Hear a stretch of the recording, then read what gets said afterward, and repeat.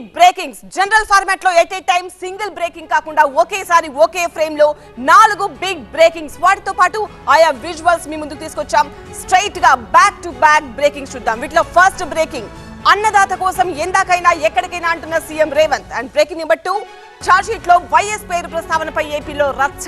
And third breaking రైతాంగానికి అండగా ఉంటానని పవన్ భరోసా. ఇక ఫోర్త్ బ్రేకింగ్ రంగారెడ్డి జిల్లాలో జరిగిన అగ్ని ప్రమాదంలో ఫైర్ సిబ్బంది వండర్ డ్రాప్. ఇక ఈ బ్రేకింగ్స్ కి సంబంధించిన డీటెయిల్స్ లోకి వెళ్దాం. రైతులకు రుణమాఫీ చేయని అధికారం ఎందుకు అంటున్నారు సీఎం రేవంత్ రెడ్డి. హరీష్ రావు రాజీనామా లేఖ రెడీగా పెట్టుకోవాలి, రాజీనామా లేఖ ఫార్మాట్ లో లేదు, సీజపద్యం రాసినట్టుగా ఉంది అన్నారు CM. And breaking number 2 details చూస్తున్నాం మనం. చార్జ్ షీట్ లో వైఎస్ పేరు ప్రస్తావనపై ఏపీలో రచ్చ జరుగుతోంది. వైఎస్ పేరును అప్పట్లో ఇరికించారు అంటున్నారు షర్మిల. అయితే టాలెంట్ తోనే ఏఏజీ హోదా దక్కించుకున్నా అంటున్నారు పొన్నవోలు. మరోవైపు ఎవరి పిటిషన్లతోనూ చార్జ్ షీట్ లో పేరు పెట్టరు అంటున్నారు మాజీ JD Lakshminarayana.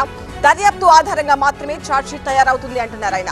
And breaking number 3 details 5 ఏళ్లలో 200 కోట్ల సంపాదన, 70 కోట్లు ట్యాక్స్ కట్టినట్టుగా చెప్తున్నారు పవన్ కళ్యాణ్. రైతాంగానికి అండగా ఉంటానని మాటిస్తున్నాను, వైసీపీ ఓటమి కూటమి గెలుపు ఖాయం అంటున్నారు పవన్ కళ్యాణ్.